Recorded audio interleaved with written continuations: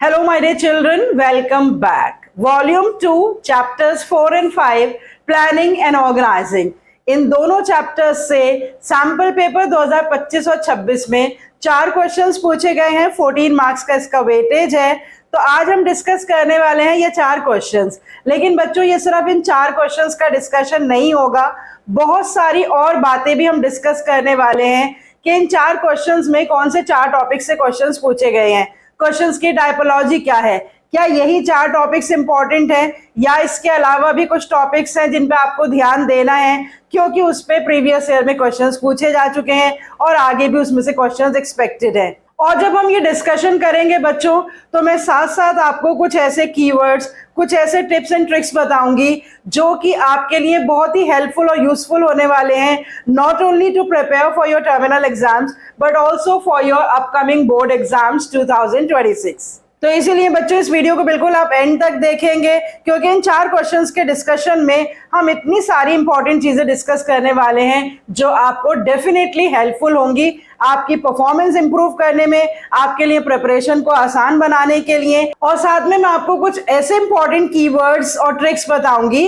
कि एक बार आपको ये टॉपिक्स याद हो जाएंगे तो आप उसे बिल्कुल भी नहीं भूलेंगे और आपको अपने एनुअल एग्जाम्स तक भी ये सारे टॉपिक्स अच्छे से याद रहेंगे। तो चलिए विदाउट वेस्टिंग टाइम डिस्कशन शुरू करते हैं। Question and answers from chapters 4 and 5, planning and organising.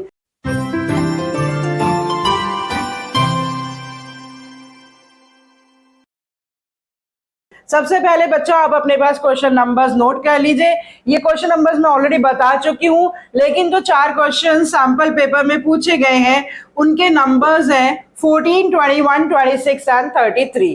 आप अपने पास ये टॉपिक्स भी नोट कर लीजिए। अभी हम डिस्कस करने वाले हैं टाइप्स ऑफ प्लान्स या फीचर्स ऑफ प्लानिंग के साथ चॉइस पे क्वेश्चन है, उसके अलावा लिमिटेशंस ऑफ प्लानिंग पे क्वेश्चन है, ऑर्गेनाइजिंग में डिसेंट्रलाइजेशन के साथ चॉइस में क्वेश्चन है, फॉर्मल ऑर्गेनाइजेशन टॉपिक से, फंक्शनल एंड डिविजनल स्ट्रक्चर से क्वेश्चन है।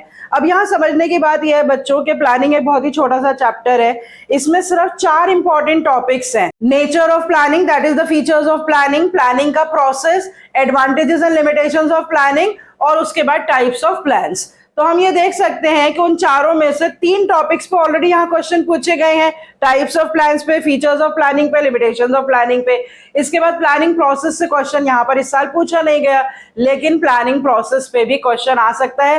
प्लानिंग प्रोसेस एक बहुत ही सिंपल प्रोसेस है जिसमें 7 स्टेप्स हैं और मैं बहुत अच्छे से आपको प्रोसेस एक्सप्लेन कर चुकी हूँ। 3 स्टेजेस में डिवाइड करके भी आप उस प्रोसेस को लर्न कर सकते हैं और एक नेमोनिक के थ्रू भी मैंने इस प्रोसेस को एक्सप्लेन कर रखा है। सब देखो इस एक सुपर इंटेलिजेंट फ्रेंड को।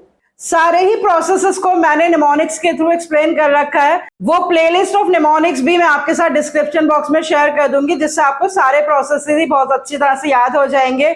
लेकिन यहाँ पे इस साल क्वेश्चन नहीं पूछा गया है, तो फिर से मैं आपको बता दूं कि इंपॉर्टेंट टॉपिक है, उसे भी आप रिवाइज करेंगे और इन 3-4 टॉपिक्स को तो अभी हम क्वेश्चन आंसर्स के साथ रिवाइज कर लेंगे। फिर देखिए इसी तरह से ऑर्गेनाइजिंग का प्रोसेस है जिसके 4 ही सिंपल स्टेप्स हैं, वो तो आपको वैसे भी याद हो जाते हैं, निमोनिक्स के थ्रू भी मैंने एक्सप्लेन कर रखा है। फिर उसके बाद ऑर्गेनाइजेशन के टाइप्स हैं, formal organization and informal organization, दोनों इंपॉर्टेंट है। तो एक फॉर्मल ऑर्गेनाइजेशन पे यहाँ पे क्वेश्चन पूछा गया है। फिर उसके बाद ऑर्गेनाइजेशन के स्ट्रक्चर्स हैं, फंक्शनल एंड डिविजनल, बहुत ही इंपॉर्टेंट है। इस पे मैंने बहुत ही डिटेल वीडियोस बना रखी और यहाँ पर भी उससे क्वेश्चन पूछा गया है। और फिर लास्ट में डेलीगेशन एंड डिसेंट्रलाइजेशन, तो कभी डेलीगेशन पे क्वेश्चन आ जाता है, कभी डिसेंट्रलाइजेशन में। तो इसमें कहने को यहाँ पर 2 ही क्वेश्चंस पूछे गए हैं, लेकिन काफी सारे इंपॉर्टेंट टॉपिक्स कवर अप हो गए हैं। तो अगर ऑर्गेनाइजिंग प्रोसेस से क्वेश्चन नहीं पूछा गया सैंपल पेपर में या डेलीगेशन से नहीं पूछा गया है, तो इसका मतलब ये नहीं है कि पहले कभी नहीं पूछा गया। पहले भी इन टॉपिक्स पे क्वेश्चंस पूछे जा चुके हैं और एक्सपेक्टेड है कि कमिंग बोर्ड एग्जाम्स में भी आपसे इनसे क्वेश्चन पूछा जा सके। तो हमें कोई भी टॉपिक मिस नहीं करना है, हमें सारे टॉपिक्स को बहुत अच्छे से अंडरस्टैंड करके लर्न करना है और कुछ ऐसे कीवर्ड्स और कुछ ऐसी टिप्स जो मैं आपके साथ शेयर करूंगी उन पे ध्यान देना है, ताकि किसी भी टॉपिक पे किसी भी टाइपोलॉजी का क्वेश्चन आपसे पूछा जाए आप उसे परफेक्टली आंसर कर सके। तो चलिए बच्चों, सबसे पहले देखते हैं पहला क्वेश्चन नंबर 14 जो 1 मार्क का है। 4-5 लाइनों का ये क्वेश्चन है और एंड लाइन क्वेश्चन की identify the limitation of planning related to the above. तो ये 4 लाइनें हमें पढ़नी पड़ेंगी ऑप्शंस में हमें 4 लिमिटेशंस दे रखी हैं और प्लानिंग की जो लिमिटेशंस हैं वो बहुत ही इंपॉर्टेंट हैं और हमें बहुत अच्छे से याद हो जाती हैं। टोटल 6 लिमिटेशंस हैं, 4 यहाँ पे दे रखी हैं, 2 और कौन सी बच जाती हैं और उनको कैसे हम अंडरस्टैंड करेंगे, कौन से कीवर्ड से हम आइडेंटिफाई करेंगे कि यहाँ पे किस लिमिटेशन की बात हो रही है। तो मैं केस स्टडी पढ़ लेती हूँ। Mister Gun Amroha, the general manager of Wellworth textile, scans the business environment and adopts the organization to the changes taking place in the different dimensions of the business environment. तो एक जनरल मैनेजर की बात हो रही है जो डिफरेंट डायमेंशन में जो चेंजेस हो रही हैं उसको अडॉप्ट कर रहे हैं, लेकिन however it is still difficult for him to accurately assess the future trends. फिर भी उनके लिए बहुत मुश्किल हो रहा है कि एक्यूरेटली फ्यूचर ट्रेंड्स को वो असेस कर सकें। तो जब यहाँ पर ये कीवर्ड आ रहा है very difficult to accurately assess the future trends, तो यहाँ पर लिमिटेशन ऑफ प्लानिंग की बात हो रही है। और कौन सी लिमिटेशन ऑफ प्लानिंग की बात हो रही है कि प्लानिंग जो है वो डायनामिक एनवायरनमेंट में वर्क नहीं करती है। तो यहाँ 4 ऑप्शंस दे रखी हैं। Planning leads to rigidity, planning does not work in the dynamic environment, planning does not guarantee success, planning reduces creativity. तो अब यहाँ पर हमें आइडेंटिफाई करनी है planning does not work in the dynamic organization. हमें बी पार्ट सेलेक्ट करना है। क्यों हमने बाकी के 3 ऑप्शन सेलेक्ट नहीं करे? क्योंकि उनके कीवर्ड्स अलग हैं। तो कहीं पर भी अगर ऐसी बात हो कि जो प्लानर्स हैं वो प्लान्स को चेंज नहीं कर सकते हैं तो हम क्रिएटिविटी वाला ऑप्शन सेलेक्ट करेंगे। कहीं पर भी अगर ऐसी बात हो कि old trial and tested plans जो हैं वो मैनेजर्स अडॉप्ट करते हैं, उन्हें चेंज नहीं करते, उन्हें मॉडिफाई नहीं करते और वो ये मानते हैं कि जैसे प्लानिंग पहले सक्सेसफुल रही और उनको लगता है कि आगे भी उसी मेथड से सक्सेसफुल हो जाएगी, तो वहां पर जो हम लिमिटेशन ऑफ प्लानिंग आइडेंटिफाई करेंगे वो आइडेंटिफाई करेंगे planning does not guarantee success. ज्यादातर बच्चे इन 2 प्लानिंग की लिमिटेशन में बहुत कंफ्यूज होते हैं, does not guarantee success and does not work in the dynamic organization. तो जहां पर भी बिजनेस एनवायरनमेंट की बात होगी ना और एनवायरमेंटल डायमेंशंस की वजह से उनके फ्यूचर को हम सर्टेनली प्रिडिक्ट नहीं कर पाएंगे, तो इस तरह की लैंग्वेज होगी तो does not work in the dynamic organization होगा। और अगर ऑर्गेनाइजेशन प्रीवियसली टेस्टेड प्लान्स को ही बार बार रिपीटेडली यूज कर रही है और रेजिस्टेंस टू चेंज की कहीं पर भी बात हो रही है तो हम आइडेंटिफाई करेंगे डज नॉट गारंटी सक्सेस। तो ये कीवर्ड्स मैंने आपको क्लियर कर दिए हैं। अब आप इस क्वेश्चन में कभी भी कोई गलती नहीं करेंगे। इसके बाद यहाँ पे 2 लिमिटेशंस और नहीं दे रखी हैं, huge cost and time consuming. तो यहाँ पर इस क्वेश्चन में बहुत ही सिंपल क्वेश्चन है लेकिन हमने सारी प्लानिंग की लिमिटेशंस इसके थ्रू रिवाइज कर ली हैं। उसके बाद चलते हैं क्वेश्चन नंबर 21, 3 नंबर का क्वेश्चन है, बिल्कुल डायरेक्ट क्वेश्चन है। State any 3 points of significance of decentralization, और उसके साथ चॉइस में क्वेश्चन है state any 3 limitations of formal organization. तो मैंने आपको पहले ही बता दिया था कि कभी डिसेंट्रलाइजेशन से क्वेश्चन पूछा जाता है, कभी डेलीगेशन से, और ये वीडियो एक्सप्लेनेशन में मैंने आपको बहुत अच्छे से क्लियर कर रखा है जब ये टॉपिक्स एक्सप्लेन करे थे डेलीगेशन और डिसेंट्रलाइजेशन, कि डेलीगेशन एक कंपलसरी एस्पेक्ट है। हर मैनेजर को अपनी अथॉरिटीज डेलीगेट करनी ही पड़ती हैं क्योंकि वर्कलोड बहुत ज्यादा होता है, लेकिन डिसेंट्रलाइजेशन एक पॉलिसी मैटर होता है, ऑप्शनल होता है।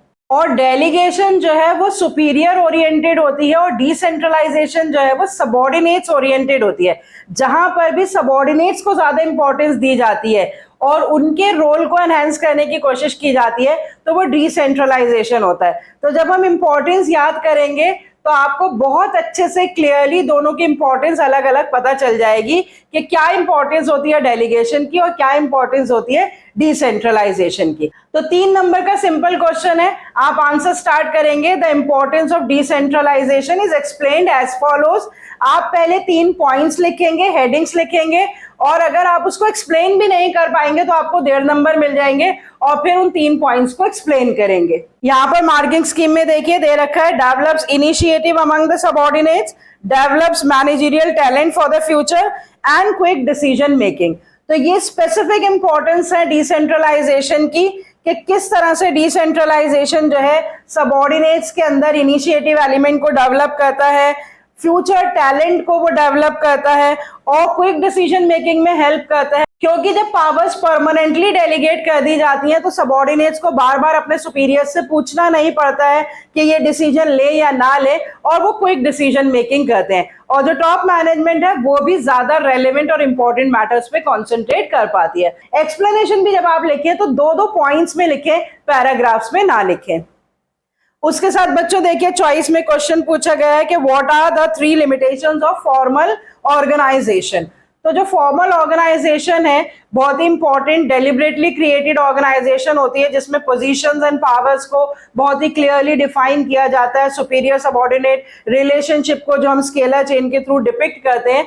लेकिन उसके बावजूद भी फॉर्मल ऑर्गेनाइजेशन के कुछ लिमिटेशंस होते हैं, जैसे डिसीजन मेकिंग में डिलेज हो जाते हैं। जो स्ट्रेस बस्टर्स का काम करती है इनफॉर्मल ऑर्गेनाइजेशंस, वैसे फॉर्मल ऑर्गेनाइजेशन स्ट्रेस बस्टर्स का काम नहीं करती हैं, क्योंकि वहां पर rigid rules and regulations follow किए जाते हैं। कोई क्रिएटिविटी एलिमेंट का कोई भी चांस नहीं छोड़ा जाता है। सबऑर्डिनेट्स को सिर्फ इंप्लीमेंट करना पड़ता है, वो उसमें कुछ चेंजेस नहीं कर पाते। रिजिडिटी होती है इस तरह के स्ट्रक्चर्स में। तो आप हेडिंग्स दे सकते हैं कि ये रिजिड स्ट्रक्चर्स होते हैं, इसमें क्रिएटिविटी एलिमेंट किल होता है, स्ट्रेस रिलीज नहीं होता है वर्कर्स का, और यहाँ पर डिलेज होते हैं डिसीजन मेकिंग में। तो इतनी सारी लिमिटेशंस है फॉर्मल ऑर्गेनाइजेशन की, उसमें से आप 3 हेडिंग्स देंगे और उसको एक्सप्लेन कर देंगे। तो यहाँ पे क्वेश्चन पूछा गया है फॉर्मल ऑर्गेनाइजेशन से, तो इसी तरह से आपको इनफॉर्मल ऑर्गेनाइजेशन की भी इंपॉर्टेंस पूछी जा सकती है, उसको आप रिवाइज कर लेंगे। तो फॉर्मल और इनफॉर्मल, तो जो फॉर्मल के बेनिफिट्स होते हैं इनफॉर्मल के ड्रॉबैक्स हो जाते हैं, जो फॉर्मल के ड्रॉबैक्स होते हैं इनफॉर्मल के बेनिफिट्स हो जाते हैं। तो आप एक टॉपिक को पढ़ लेंगे तो दूसरे टॉपिक्स के पॉइंट्स आपको अच्छे से खुद ही याद हो जाएंगे। चलते हैं नेक्स्ट क्वेश्चन की तरफ, क्वेश्चन नंबर 26 जो कि 4 नंबर का है। ये भी बिल्कुल स्ट्रेट फॉरवर्ड क्वेश्चन है बच्चों। Explain why planning is considered as pervasive and futuristic function of management. Planning के 2 फीचर्स यहाँ पर पूछे गए हैं, 4 नंबर का क्वेश्चन है, तो हर एक फीचर जो है आपको पॉइंट्स में एक्सप्लेन करना है। तो परवेसिवनेस में आप 2 पॉइंट्स क्या एक्सप्लेन करेंगे कि हर तरह की ऑर्गेनाइजेशन में प्लानिंग की जरूरत पड़ती है, हर डिपार्टमेंट को प्लानिंग की जरूरत पड़ती है और हर लेवल पे प्लानिंग की जरूरत पड़ती है। ऐसा नहीं है कि प्लानिंग एक्सक्लूसिवली टॉप मैनेजमेंट का फंक्शन है, मिडिल लेवल को भी प्लान करना पड़ता है, पर स्कोप थोड़ा छोटा होता है, वो सिर्फ अपने डिपार्टमेंट के लिए प्लान करता है। लोअर लेवल को भी प्लान करना पड़ता है, बस सिर्फ अपने ग्रुप ऑफ वर्कर्स के लिए प्लान करना पड़ता है। तो प्लानिंग परवेसिव है, एक लाइन में हर लेवल हर ऑर्गेनाइजेशन के बारे में आप लिख देंगे, दूसरी लाइन में उसका एग्जाम्पल दे देंगे, तो परवेसिवनेस एक्सप्लेन हो जाएगा। फिर उसके बाद फ्यूचर फंक्शन है, देखो जो प्रेजेंट है या जो पास्ट हो चुका है उसको तो हम प्लान कर ही नहीं सकते हैं, तो प्लानिंग तो हमेशा फ्यूचर के लिए ही की जाती है ताकि फ्यूचर में गोल्स जो है वो इफेक्टिवली और एफिशिएंटली अचीव कर सके ऑर्गेनाइजेशन। तो यही बात आप एक पॉइंट में एक्सप्लेन करेंगे और सेकेंड पॉइंट में आप ये बता देंगे कि फ्यूचर प्लान्स बनाने के लिए किस तरह से प्लानिंग प्रेमिसेस डेवलप की जाती हैं और उन पर काम किया जाता है। तो इसके अलावा प्लानिंग जो है वो एक मेंटल एक्सरसाइज है, एक कंटिन्यूअस प्रोसेस है, और भी बहुत सारे फीचर्स ऑफ प्लानिंग है। तो बहुत ही सिंपल फीचर्स हैं और इसी टॉपिक के साथ साथ आप वो सारे फीचर्स भी रिवाइज कर लेंगे और आपको बहुत अच्छे से ये टॉपिक याद हो जाएगा।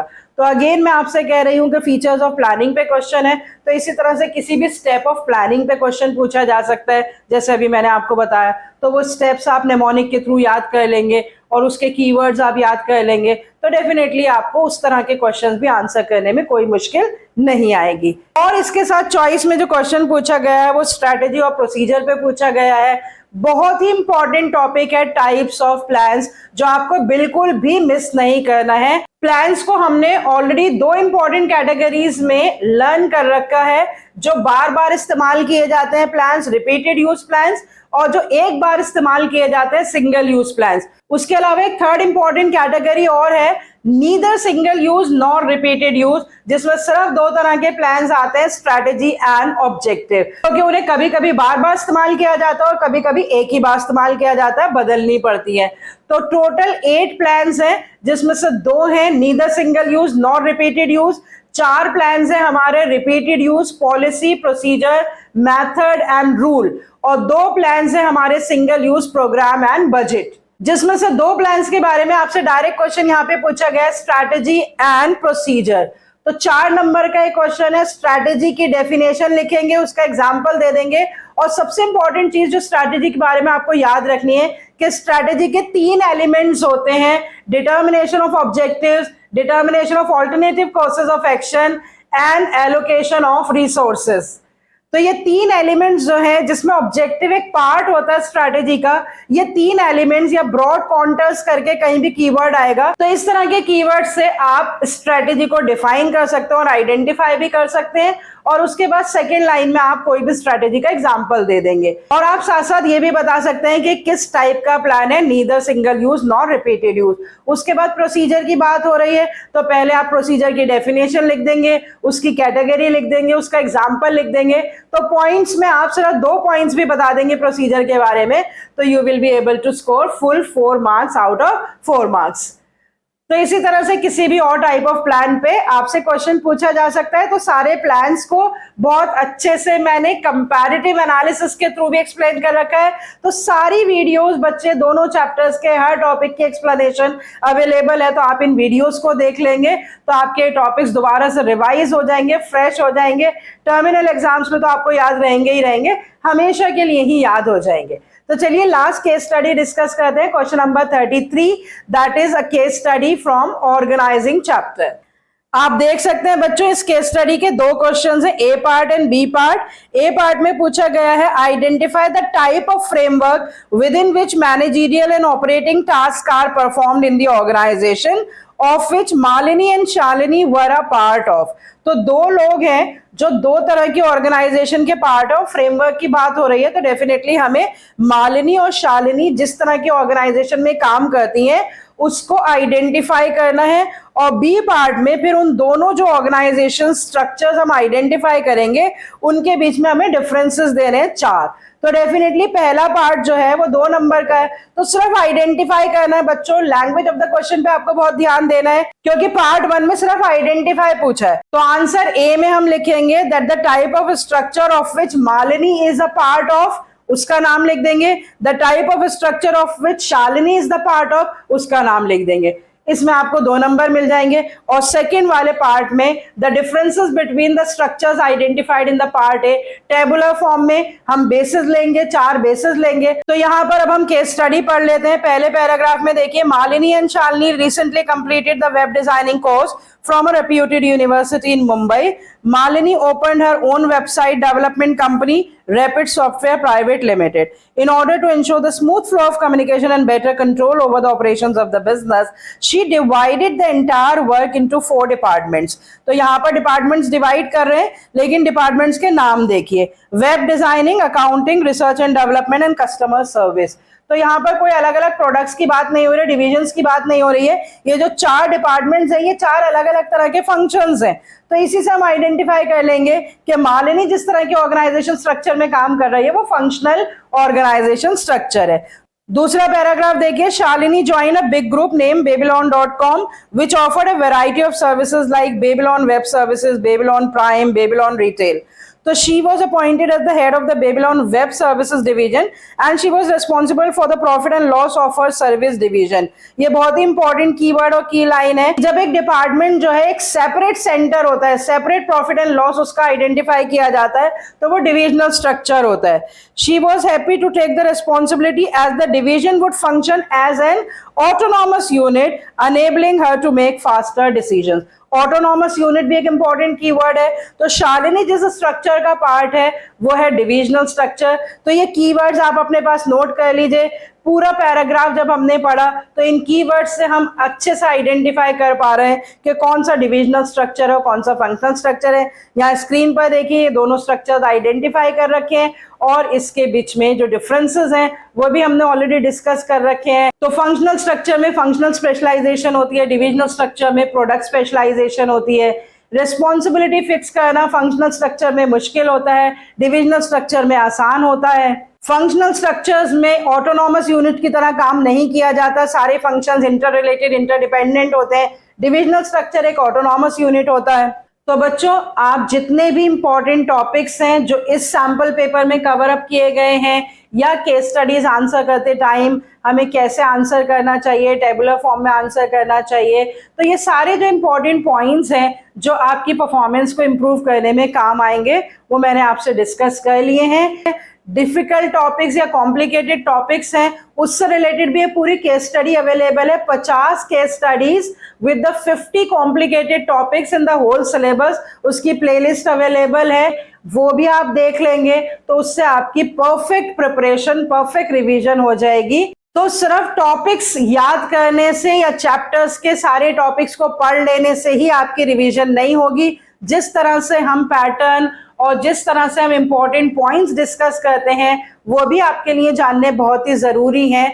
तो इस वीडियो को अगर आपको अच्छा लगे और आपको इससे कोई भी हेल्प मिले तो आप अपने फ्रेंड्स के साथ भी शेयर करें। कमेंट में लिखकर मुझे भी बताइए कि किस तरह से आपको अर्लियर वीडियोस या इस वीडियो से हेल्प मिली, so that I get motivated and I continue making such videos for you। तो अगर आपने मेरे चैनल को अभी तक सब्सक्राइब नहीं करा तो प्लीज सब्सक्राइब भी कर लें और लाइक एंड शेयर भी कर दें। So see you next time with a discussion of the last volume that is of 20 marks, the most important volume of the first book comprising of 3 chapters, that is staffing, directing and controlling, that we shall be discussing in the upcoming video. So see you next time with that discussion. Till then, goodbye, stay healthy and connected.